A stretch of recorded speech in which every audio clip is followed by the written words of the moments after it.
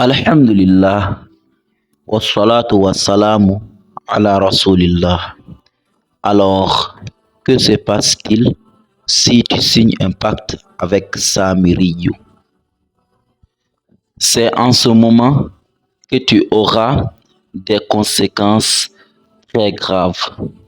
Parce que ce djinn, c'est pas du genre de djinn qui te demande juste des sacrifices de poulet, de bœuf, de cabri. Non. Lui, ceux qui travaillent avec lui, ils font des plus grands sacrifices pour lui.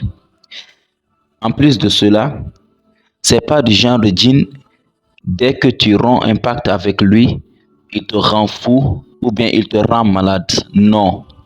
Mais lui, Samiriyu, dès que tu romps son pacte, pour lui, il te tue directement.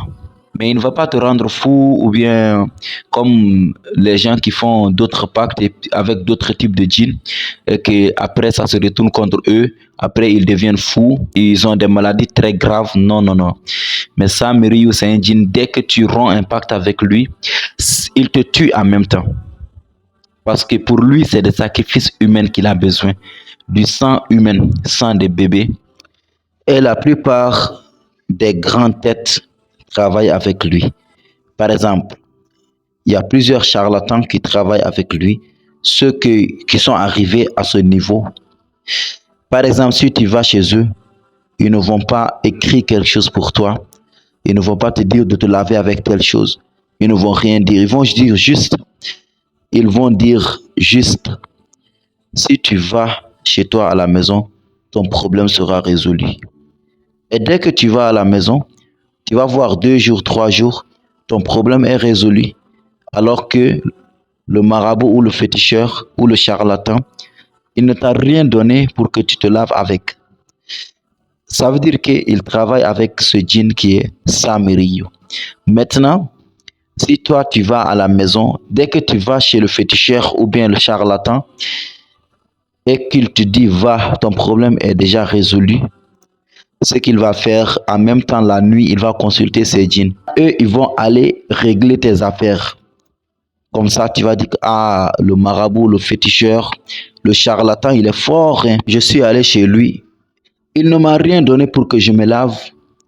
Et il ne m'a pas donné de médicaments. Voilà ce qu'il a fait là, ça a marché. Alors que c'est ce genre de djinn qu'il travaille avec. Celui qui travaille avec ce djinn, tout ce qu'il veut qu'il fasse pour lui, il est prêt à tout cela. Mais le jour de la résurrection, ça va chauffer pour cette personne. Le jour où l'homme il va fuir son frère. Wa ummihi, il va fuir sa mère. Wa abihi, il va fuir son père. Wa sahibatihi, il va fuir ses compagnons. Wa banihi, il va fuir ses enfants. Et imagine, tous ceux qui ont signé du pacte avec ces genres de djinns, qu'est-ce qu'ils vont dire au jour de la résurrection? Allahu Akbar. Qu'Allah nous préserve de ces genres de pratiques.